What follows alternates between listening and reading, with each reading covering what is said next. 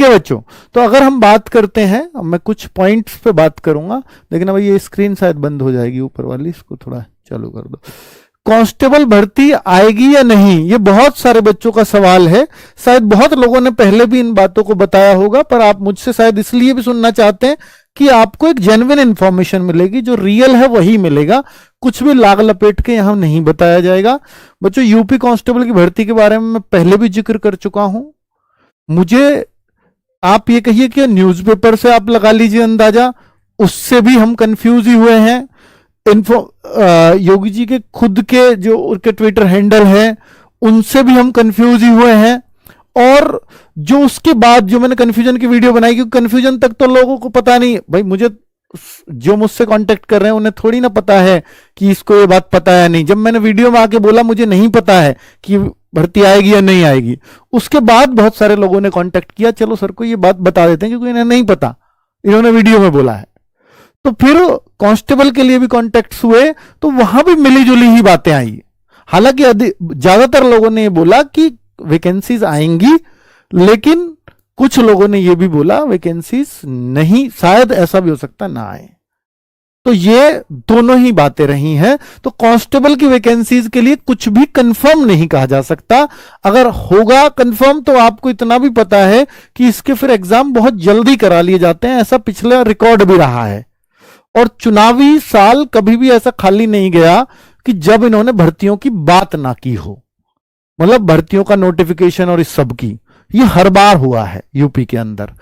Specially police की भर्तियों में तो हुआ है, और वो कांस्टेबल की भर्तियों के लिए हुआ है। इसलिए सबको बहुत उम्मीद है कि ये कांस्टेबल की भर्ती चुनाव से पहले कुछ ना कुछ देखने को जरूर मिलेगी। कितने पद मिलेंगे अभी इस तरह का कोई आंकड़ा नहीं है। ऐसा ही भर्ती आएगी या नहीं, तो हाँ, जैसे मैंने बोला कि कुछ लोगों से कांटेक्ट हुआ, तो उसमें इसके लिए वो श्योर दिखे, मतलब इसके लिए ऐसा कोई मना करता नजर नहीं आया कि एसआई की भर्ती नहीं आ रही है। अर्थात एसआई की भर्ती पर हर कोई हाँ भरता हुआ नजर आया, या खुद से आगे से कहते हुए आए कि एसआई की भर्ती पक्का आ रही है। क्योंकि आपने सुना होगा जब ये 4,500 पद थे, तो बीच में 2,000 पद बढ़ने की डिमांड मैंने भी आपको शॉर्ट्स बना के बताया था, शायद 2,000 पद बढ़ जाएं, ऐसी भी कुछ चर्चाएं चल रही हैं। लेकिन फिर वो बच्चों ने काफी मांग भी उठाई, लेकिन वो फिर पद नहीं बढ़े। और पद नहीं बढ़ेंगे तो फिर सीधी सी बात है, 2,000 तो उनके पास ऑलरेडी पद हैं, और चूंकि अब गैप हो गया, शायद 1,000 के आसपास और पद हो जाएं, ये पुलिसिंग सिस्टम को और अच्छा कर रहे हैं तो वो 3-4 हजार 5,000 तक पहुंच जाएं, अच्छी बात है। लेकिन मुझे ऐसा लगता है कि ये भर्ती कि अगर पद आएंगे तो 3+ तो देखने को मिलेंगे। वो कितने मिलेंगे, उससे ज्यादा कितने होंगे वो नहीं पता, ठीक है। तो क्योंकि इसकी चर्चाएं पहले भी चली थी, इसलिए इस पर श्योरिटी सब लोग नजर आ रहे हैं करते हुए कि ये शायद आपको सितंबर में दिख जाएगी भर्ती, और सितंबर से अगर लेट हुई तो अक्टूबर में दिख जाएगी, ठीक है। सितंबर मोस्ट प्रोबेबली चांस यही है। बैच कौन सी भर्ती का होगा, अब आप देखो जी, एसआई तो श्योर है, कांस्टेबल पर भी प्रश्न चिन्ह है, तो एसआई का बैच लाएं क्या। अब कुछ बच्चे ऐसे हैं जो 12th पास कर गए हैं और वो कांस्टेबल को अपना टारगेट बनाना चाहते हैं कि सर थोड़ी बहुत देर सबेर आए या कुछ भी आए, हम कांस्टेबल का भी बैच पढ़ना चाहते हैं, और आ ही गई तो फिर तो हम रह ही जाएंगे। तो इसलिए हम दोनों का बैच हमने बनाया है, कांस्टेबल का भी और एसआई का भी, ठीक है। तो मैं उसके बारे में आपको इंफॉर्मेशन दे देता हूं। और जिन बच्चों को इंफॉर्मेशन नहीं है कांस्टेबल का, लोग देखिए बैच तो मैं दे दूं, लेकिन उसके पहले आपको ये तो इंफॉर्मेशन हो कि मैं फॉर्म भर भी पाऊंगा या नहीं, या क्या क्या चीजें इसमें होती है। तो पहले कांस्टेबल की इंफॉर्मेशन ले लेते हैं कि देखिए, अगर कांस्टेबल की इंफॉर्मेशन आपको नहीं है तो 12वीं पास इसमें चाहिए, 18 से 22 एज। देखिए एज 18 से 22 ही होती है जनरल और ईडब्ल्यूएस की। पिछली 2 बार से 3-3 साल की छूट मिल रही है, इस बार मिलेगी या नहीं ये कंफर्म नहीं है, अभी तक बिल्कुल कंफर्म नहीं है।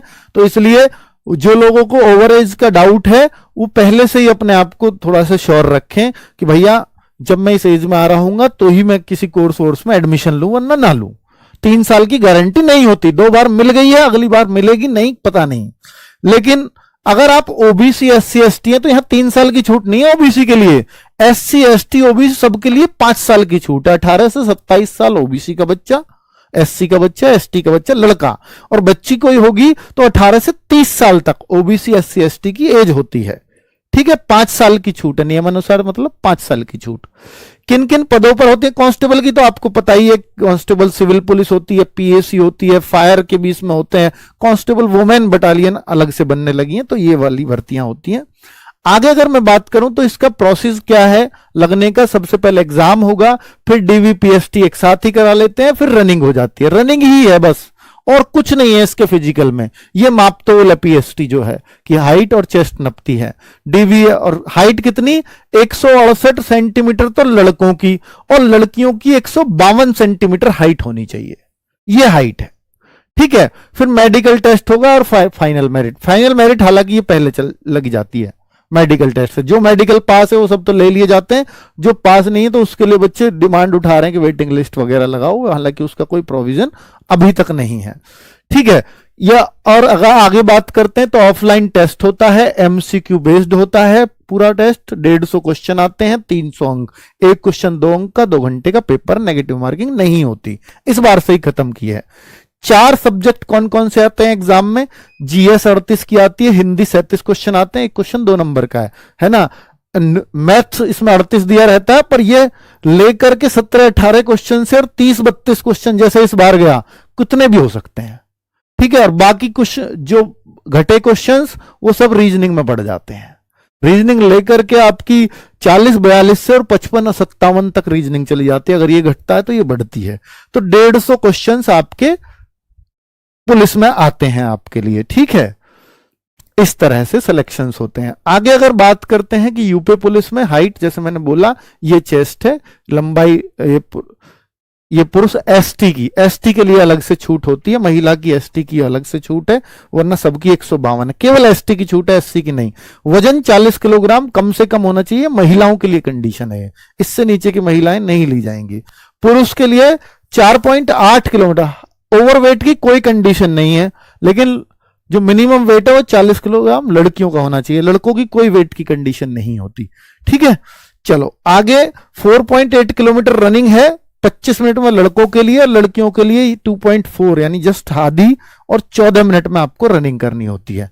तो ये आपकी रनिंग हो गई, मापतोल हो गई, और एक एग्जाम, तो इससे ही आपका सिलेक्शन सुनिश्चित होता है। डॉक्यूमेंट्स क्या चाहिए, 10वीं 12वीं की मार्कशीट आपके पास होनी चाहिए, आधार कार्ड आपके पास हो तो अच्छा है, जाति प्रमाण पत्र, यदि आप ओबीसी एससी एसटी में आते हैं, ईडब्ल्यूएस में आते हैं तो जाति प्रमाण पत्र। अदर स्टेट के बच्चों को यह भी नहीं चाहिए, उनको ना ये निवास प्रमाण पत्र चाहिए, ये भी यूपी के बच्चों को मूल निवास प्रमाण पत्र। पासपोर्ट साइज फोटो तो यार सबके पास होती है, फोटो और साइन, तो ये कोई जरूरत नहीं है। ये 4 चीजें इंपॉर्टेंट हो गई। अब ये कांस्टेबल की जानकारी ले ली हमने, अब एसआई की जानकारी ले लेते हैं, देन फिर मैं बैच के बारे में बताता हूं। तो बच्चों यूपीएसआई के बारे में अगर आप जानना चाहते हो तो पहले सब सिंपल ग्रेजुएशन होनी चाहिए, यानी कांस्टेबल में 12th है तो यहां ग्रेजुएट व्यक्ति ही चलेगा। 21 साल मिनिमम एज होनी चाहिए, 28 साल मैक्सिमम एज। इस बार 3 साल की छूट दी थी, वो अलग बात है। तो यहां 5 साल छूट मिल जाती है ओबीसी एससी एसटी को, यानी 33 साल तक के लोग इसमें फॉर्म भर सकते हैं। इसमें पोस्ट कौन कौन सी आती है, सब इंस्पेक्टर सिविल पुलिस जो थाने चौकी में होती है, एक प्लाटून कमांडर होता है, उसको पीएसी में एसआई की पोस्ट होती है, उसको बस प्लाटून कमांडर बोलने लगते हैं। फायर स्टेशन पे एक ऑफिसर होता है, इसको सेकंड ऑफिसर बोलते हैं, एसआई रैंक का। तो ये 3 तरह की पोस्ट इसमें आती हैं। चलिए अधिकतर सिविल पुलिस ही होती है वैसे। आगे अगर बात करते हैं कि भाई क्या क्या एग्जाम का पैटर्न है, एक ही एग्जाम है एसआई में भी सिर्फ, ठीक है, और वो सीबीटी नहीं है, वो भी ओएमआर बेस्ड ही है, ओएमआर बेस्ड है, सीबीटी यहां गलत लगा है, पहले होता था अब नहीं। ठीक है, और ये डीवीपीएसटी होता है, फिर पीईटी होता है, और फिर जो है पीईटी मतलब रनिंग, पीईटी में ओनली रनिंग, डीवीपीएसटी एक ही दिन हो जाएगा आपका, फिर मेडिकल टेस्ट और फाइनल मेरिट, वो सबको मालूम ही है। 160 क्वेश्चन आते हैं, 400 अंक का होता है, 2 घंटे का समय मिलता है, और 2.5 अंक का एक प्रश्न, आप लगा लो हिसाब, 2.5 अंक का ही बैठेगा।